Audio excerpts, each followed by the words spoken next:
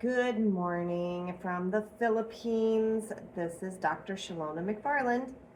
And today I thought I would talk to you about spiritual health because I haven't done that one in a little while. And about how important that is. It's just as important as physical, mental, emotional, all of the different aspects of health. Spiritual is very important as well. There have been a lot of studies that have shown that people who have a spiritual habit every day as well, they function better, they have better attitudes, they deal with pain better, they can deal with relationship issues better. There's a lot to be said to having a spiritual aspect to our lives. Now, as most of you know, I'm a Christian, and so my spiritual guide is, of course, the Bible. Good morning, Claudine. Uh, good morning, Maddie. My goodness, good morning, Marcia. Hello, everybody. So that happens to be mine. And so this is the book that I have read several times, front to back. And so it's very important if you are going to have a habit that you put the reading in every day as well. I have worked my way through most of the book this year. I've been studying at the same time. And so the last couple of years, I have been studying, I know it's backwards, sorry guys, the final Nephilim, and then this one is the judgment of the Nephilim. And the Nephilim were the half angel, half human hybrids that were here to try and change human genetics because God had said that the seed of humanity was what was going to save humanity.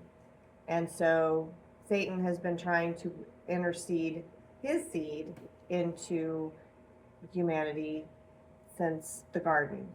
Okay, so that's what the Nephilim are. That's what these books are about, and they're by Ryan Pitterson, Pitterson, and very, very interesting information in them. So the Judgment of the Nephilim is actually the first book, and the final Nephilim is the second book. I read them backwards, but it's okay because it made this one make a ton more sense. But I'm sure I could have gotten through the first one quicker had I read this one first.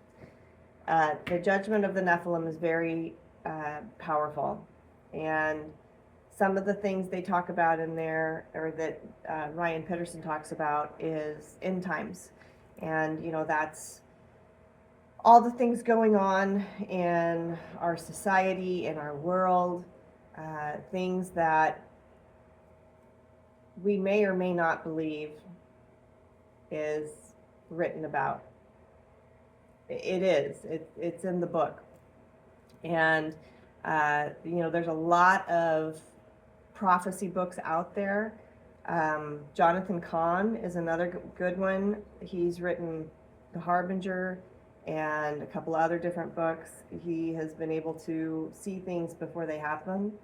And I was pretty blown away by The Harbinger when I read it because I actually studied it at the same time. And, when he's saying, well, this, and this is going to happen, and you're like, well, yeah, but that had already happened. And you look at the copyright of the book and it was 10 years before that happened, that there might be something to that. So at any rate, spiritual habits, I get up every morning, I read my Bible, and I read a little bit of the Judgment of the Nephilim, and then I can process that throughout the day of what I read and how it meshed together and how that looked throughout my day, because it gives you something to focus on. Meditation is also a piece of spiritual warfare, if you like, and that is, excuse me, meditation is something that Jesus did. That's what he did when he was in the desert. And meditation isn't some new age foo-foo thing. It's been around forever. And it's a way for you to connect with your source. And so that's something that I try to do as well. It helps center you. It helps move you forward. It helps you think clearer. It's time with God. It's time to break away from the craziness of life and to take a moment for yourself to understand what's going on in your life, what's going on around you, what's going on in the world. So I hope that made sense, and I was struggling to find something to talk about this morning. I had a few subjects on the list, but that seems to be the one that kept popping up today. So hopefully that gave you something to think about today. Start a new practice, read the Bible or read your spiritual book 5-10 minutes a day. It doesn't take much to really get into the Word and really absorb it. And sometimes little bits and chunks of it at a time are a lot easier to absorb and understand than giant chapters each day. All right, guys, think about that.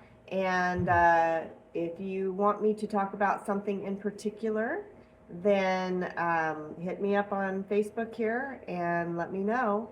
And remember to like and share my YouTube videos as well. I have a whole bunch of new ones up there because I downloaded a bunch of stuff from Cohasset Falls a couple of weeks ago when I went to Cebu. Alrighty, guys, love you. God bless. And I will talk to you next week.